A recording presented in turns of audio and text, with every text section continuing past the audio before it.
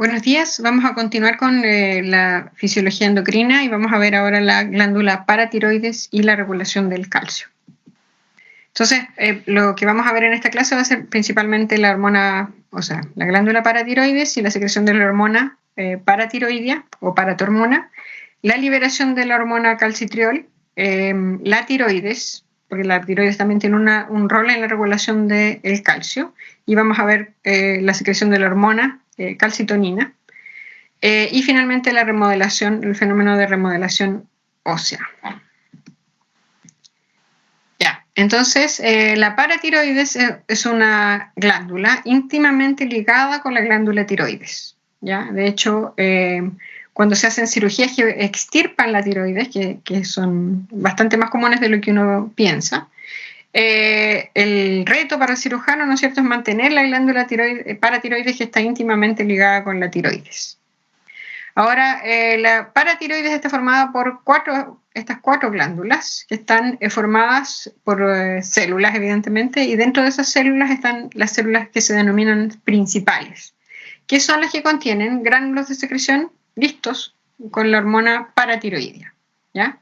La actividad de la glándula tiroides ahora está controlada por la concentración sanguínea del calcio, o sea, el estímulo para estimular la producción de hormonas por la glándula paratiroides es humoral. Y el calcio libre es lo que estimula la liberación de la paratormona, ¿ya? También lo regulan hormonas tróficas que son secretadas por el hipotálamo y la hipófisis, pero en menor grado. Ahora, en condiciones normales, cuando hay un descenso en la concentración de calcio, se libera la estimulación o sea, la síntesis de paratormona, o la liberación de paratormona en realidad. Ahora, ¿cuáles son las funciones de la paratormona? Cumple múltiples funciones, como ustedes lo ven. Tiene receptores a nivel del riñón, a nivel del hueso. A nivel del riñón va a aumentar la reabsorción del calcio que estamos perdiendo, ¿ya? Como los niveles de calcio disminuyeron, entonces aumentamos la recuperación del calcio a nivel del riñón. También a nivel del riñón estimula la conversión de la vitamina D en una forma activa, ¿ya? Que se denomina calcitriol. Ahora este calcitriol va a ir a regular a nivel del intestino la absorción, aumentar la absorción también del calcio. Entonces, indirectamente la paratormona estimula la absorción de calcio a nivel del intestino. Y finalmente, a nivel del riñón también aumenta la excreción de fosfato. Entonces, tiene dos efectos a nivel del riñón, o sea, tres efectos a nivel del riñón. El primero, aumentar la reabsorción de calcio, aumentar la excreción de fosfato y, por otro lado, inducir la producción de calcitriol para aumentar la absorción a nivel del intestino.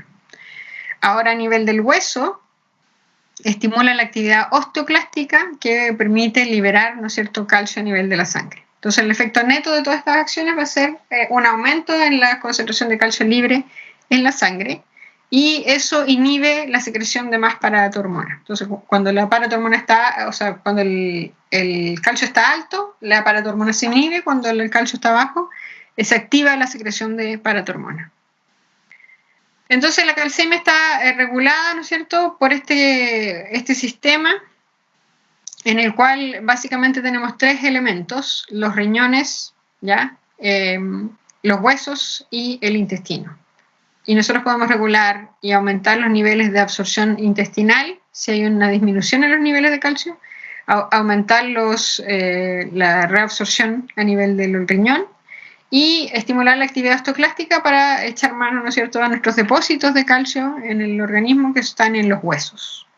Y de esa manera establecemos, ¿no es cierto?, diariamente un equilibrio en el cual mantenemos bastante constante, mantenemos un rango constante de calcio a nivel de la sangre, que es sumamente importante para ejercer todas las funciones que ejerce el calcio a nivel de la fisiología del organismo. Ahora, entonces, la paratormona es secretada por la glándula paratiroidea. Dijimos que habían distintos tipos de células. Están las células principales, que son las que secretan. Aquí ustedes pueden ver, esto representa la circulación, ¿no es cierto?, el vaso sanguíneo. Y hay dos tipos de células precursoras y las células principales, o chief cells, ¿ya? Y en estas células principales ellas ya contienen gránulos de secreción con la paratormona. Simplemente el calcio, ¿no es cierto?, va a regular la liberación de paratormona a este nivel. Entonces, cuando hay un sensor de calcio y el sensor de calcio está constantemente inhibiendo la fusión del gránulo con paratormona a la membrana. Entonces, cuando el calcio disminuye, este receptor que sensa los niveles de calcio se inactiva y eso permite que finalmente este gránulo sea liberado, ¿ya? Entonces, normalmente si hay calcio, se inhibe la secreción de paratormona y si los niveles de calcio disminuyen, entonces se permite la liberación de paratormona. Ahora, este sensor de calcio es sumamente importante. Hay personas que hay ciertas mutaciones a nivel de este receptor que impiden que funcione eficientemente. Entonces, estas familias generan, hay pacientes, ¿sí? Y estos pacientes generan lo que se conoce como una hipercalcemia hipocalciuria familiar, ¿ya? O FHH. ¿Qué significa esto? Que si nosotros tenemos bajos los niveles de calcio en la sangre, nosotros tenemos altos niveles de paratormona, y mediante los niveles de calcio aumentan, ¿no es cierto?, la secreción de paratormona disminuye por este mecanismo, ¿no es cierto?, que habíamos dicho del sensing de calcio. Pero en estos pacientes lo que sucede es que los altos niveles de calcio no son capaces de inducir todavía la inhibición de la secreción de paratormona, por lo tanto los niveles, ¿no es cierto?, de calcio en la sangre aumentan considerablemente y, bueno, no es que el receptor no funcione, sino que funciona pero tiene algunas deficiencias y por ende, en cierto punto ya, a mayores niveles de calcio, estos pacientes son capaces de responder y disminuir los niveles de paratormona, ¿ya? Entonces, al final, el paciente, el problema que tiene es que sus niveles de calcio van a estar aumentados basalmente en la sangre. Ahora habíamos hablado del calcitriol, que es derivado de la vitamina D y es una hormona del tipo esteroidea que incrementa la calcemia, ¿ya? Ahora tiene una serie de funciones. En general la vitamina D, se ingiere a través de la dieta, ¿ya? Hay varios alimentos asociados a eso, entre ellos los champiñones, la leche, pescado, entre otros. Y eso permite, ¿no es cierto?, nosotros requerimos la vitamina D para poder ejercer una serie de funciones que son importantes, ¿ya? Entre ellas la producción de calcitriol. Entonces, la producción de calcitriol, ¿ya? Uno, es estimulada por la paratormona. Dos, los aumentos en los niveles de calcitriol van a inhibir a la paratormona, ¿ya? O sea, es un mecanismo de feedback negativo y tiene un rol a nivel del intestino en incrementar la absorción del calcio y a nivel del hueso en incrementar la mineralización del hueso. Esas son dos funciones importantes del calcitriol. Pero por otro lado, induce la diferenciación de células del sistema inmunológico y se ha visto que tiene un rol en la formación de tumores, o sea, en el desarrollo tumoral tiene un efecto negativo sobre la formación de tumores porque inhibe la proliferación de los tumores, induce la diferenciación, ¿ya? Lo que siempre se ha visto que es detrimental para el tumor, y inhibe los procesos de angiogénesis. Entonces actúa como antitumoral. No es un efecto que elimine los tumores, pero tiene un efecto positivo a nivel de las personas que tienen cáncer, por ejemplo, ¿ya? No elimina el cáncer, pero sí tiene un rol en controlar la proliferación. ¿Y qué es lo que sucede cuando aumentan los niveles? Es lo mismo que para la paratormona. Cuando aumentan los niveles de calcio en el plasma, entonces la producción de calcitriol disminuye.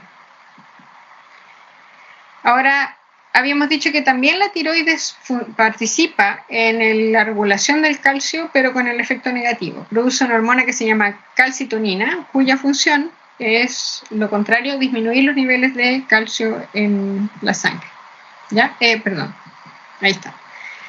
Y aquí, ustedes se recuerdan el folículo tiroideo, están las células foliculares, que son los tirocitos que nosotros llamamos, que están especializadas en producir, que tienen toda la maquinaria para producir tiroxina, ¿no es cierto?, T3 y T4. Y ahí está el coloide que delimitan Ahora, las células que producen calcitonina no son las células foliculares de las células foliculares son las células que se denominan células C o células parafoliculares, que son estas que ustedes pueden ver acá. Y estas son las especializadas en la liberación de calcitonina. Entonces, estas células C, ¿no es cierto?, van a liberar calcitonina, y el efecto de la calcitonina es el contrario de la paratormona. Entonces, cuando aumentan los niveles de calcio, disminuye la paratormona y aumentan los niveles de calcitonina.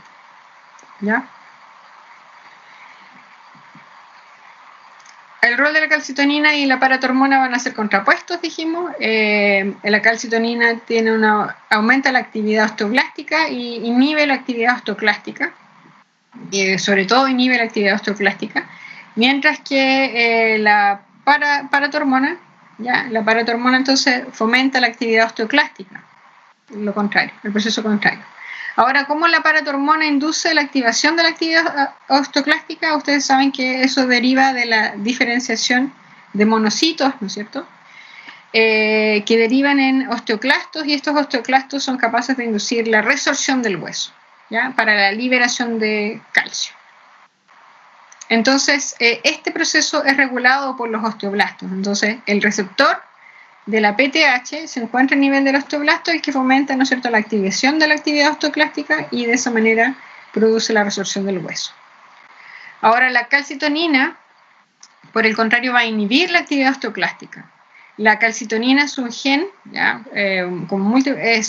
calcitonina, perdón, es una hormona polipeptídica, ¿ya? Y esta hormona polipeptídica evidentemente está codificada por un gen que tiene 6 exones, y este gen produce 2 productos distintos generados por el splicing alternativo. Uno es el que se produce en la célula C, que es la calcitonina, ¿ya?, que es sintetizado como prohormona, y otro producto es el péptido relacionado con el gen de la calcitonina, que se produce a nivel del cerebro, ¿ya? Ahora, la calcitonina va a tener un efecto es producida por la célula C, ¿no es cierto?, y va a tener un efecto sobre los osteoclastos, inhibiendo su actividad. Entonces, entre la calcitonina y la PTH se regulan los niveles de calcio sanguíneo. Cuando los niveles de calcio bajan, eso estimula a la paratiroides para la liberación de paratormona. La paratormona va a estimular la resorción del hueso, ¿no es cierto?, para liberar los niveles para liberar calcio y aumentar los niveles de calcio en la sangre. Por otro lado, va a incrementar la recaptación de calcio a nivel del riñón, y va a nivel del riñón también promover la activación de la vitamina C en calcitriol para inducir la mayor captación de calcio a nivel del intestino. Todo eso va a aumentar los niveles de calcio, y al aumentar los niveles de calcio por sobre los niveles normales de la sangre, esto va a estimular ahora a la tiroides, para que la tiroides produzca la otra hormona, que es la calcitonina, y la calcitonina estimule la deposición de calcio en los huesos al inhibir la actividad osteoclástica, y reduzca la recaptación a nivel del riñón de calcio. Y así vamos manteniendo los niveles de calcio normales a nivel de la sangre. Ahora, como modo de discusión, para que ustedes lo analicen en mayor detalle, cuáles son las consecuencias de extirpar la tiroides, qué pasa con la paratiroides, pueden averiguar al respecto, cómo ocurre la regulación hormonal de la remodelación del hueso, cómo se regula la calcemia y qué hormonas estarían elevadas en un periodo de hipocalcemia. Las referencias bibliográficas están en estos 2 libros principalmente, Guyton y Gannon. Y aquí finaliza esta clase de regulación del calcio.